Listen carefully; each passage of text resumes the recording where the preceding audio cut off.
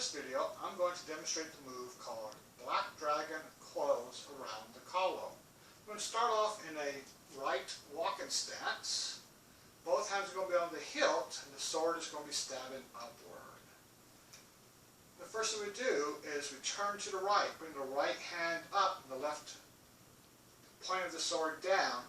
The left hand makes the sword hand position and touches the inside of the wrist. And we bring the flat of the blade against the forearm.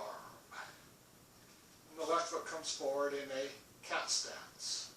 Then we're going to shift into the left foot as the sword spirals down and turn to the left, right cat stance as we've stabbed downward. So when we switch into hand position, that's the left hand goes into sword hand position and just slides up as we bring the sword up. And then we step to a cat stance.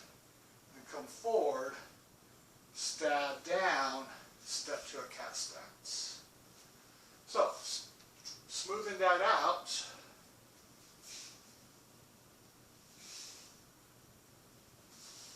and that is the move, Black Dragon Coils around the column.